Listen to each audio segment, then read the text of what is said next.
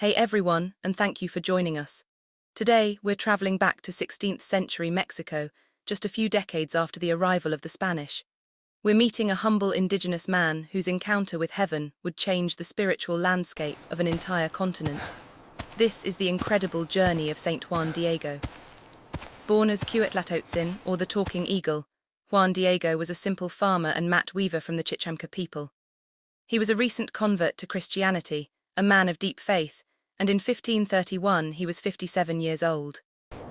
On December 9th, Juan Diego was on his usual journey, walking about 14 miles to attend Mass and religious instruction in what is now Mexico City.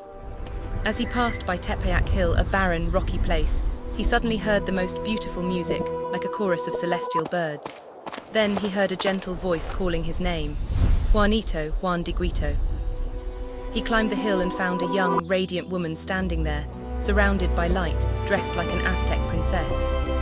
She spoke to him in Nahuatl, his native tongue, and introduced herself as the Immaculate Virgin Mary, the mother of the true God. She gave Juan Diego a mission. She wanted a sacred house, a teocalli, built right there on Tepeyac Hill, so that she could show her love and compassion to all people, especially the native population.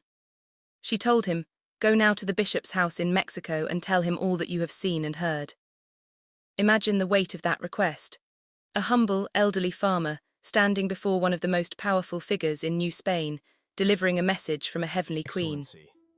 Juan Diego obeyed immediately, but as he feared, the bishop, Don Juan de Zumárraga, was skeptical. He listened politely but dismissed Juan Diego, asking him to come back another day. Heartbroken, Juan Diego returned to Tepeyac.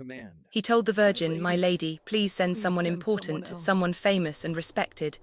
I am but a poor peasant and the bishop will not believe me. I am not the man for this task." But the Virgin smiled and said, "Listen, my little son. I have many messengers and servants whom I could send, but it is essential that you yourself go. I ask you, my youngest son, to be my personal ambassador." Encouraged, Juan Diego went back to the bishop. This time the bishop demanded a sign, proof that the request was truly from the Mother of God. Juan Diego agreed to bring it. The very next day, December 12th, Juan Diego's beloved uncle, Juan Bernardino, fell gravely ill. Distraught, Juan Diego went to find a priest for his uncle's last rites. Trying to save time, he chose a path around Tepeyac Hill to avoid the Virgin.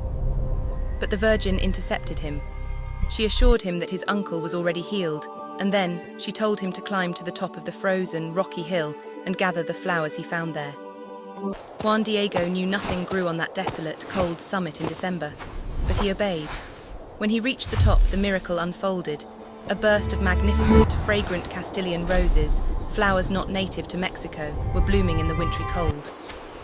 He gathered them in his tilma, his simple cactus fiber cloak, and brought them to the Virgin.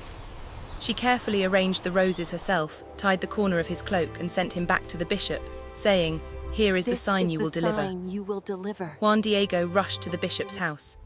When he finally opened his tilma and the roses cascaded to the floor, the bishop and everyone in the room fell to their knees.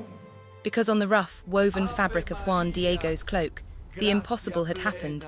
A perfect, life-size image of the Virgin Mary was miraculously imprinted.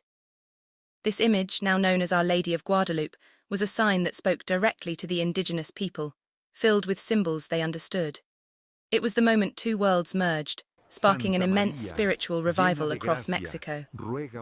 Juan Diego spent the rest of his life as the image's humble caretaker, living in a small hermitage near the shrine that was quickly built. His simple obedience and trust in the face of doubt brought forth a miracle that still inspires millions today. What aspect of Saint Juan Diego's humble but pivotal role stands out most to you? Let us know in the comments below, and don't forget to like this video and subscribe for more stories of faith and divine intervention.